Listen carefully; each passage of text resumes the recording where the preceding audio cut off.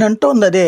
ఆయన ఏఐని పెట్టేసేసి 3 గంటల్లో అరగంటలో దర్శనాలు ఇలాంటి స్టేట్మెంట్లు ఇవ్వద్దు.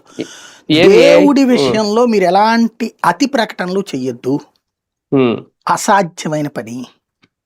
1,00,000 మంది జనం వచ్చే చోట గంటలో దర్శనం అయిపోతుందంటే అమాయకత్వం అది.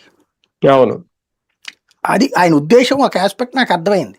టోకెన్ వేసేస్తే మనం వెళ్ళగానే ఇప్పుడు అదేది శీఘ్ర దర్శనం ఉంటుంది. టోకెన్ వేసేస్తే ఆ టైంకి వెళ్తాం 3 గంటలు అయిపోతుంది కదా, ఆ టైప్ అని. కానీ లక్షల మందితో అది వర్కౌట్ కాదు. అంటే వీళ్ళకి ముందు క్యూ లైన్ లోనే గంటల తరబడి 16 గంటలు 18 గంటలు 20 గంటలు అవుతుంది. అది ఏమైనా తగ్గించగలిగారు? ఆర్టిఫిషియల్ ఇంటెలిజెన్స్ ఏమైనా తోసుద్దయింది? నాకు అర్థం కాలే. అదే కదా నేను అప్పుడే చెప్పి, ఆర్టిఫిషియల్ ఇంటెలిజెన్స్ ఏమైనా తోసుద్దయింది.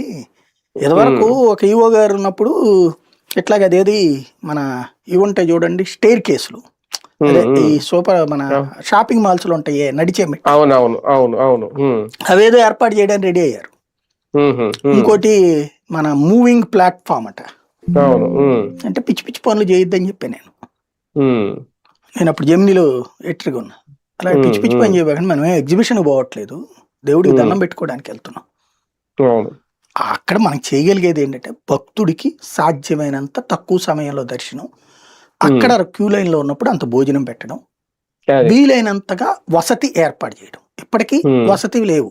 ఇప్పుడు కొత్తగా నీ ముద్ర వేసుకోవాలంటే 100, 200, 1000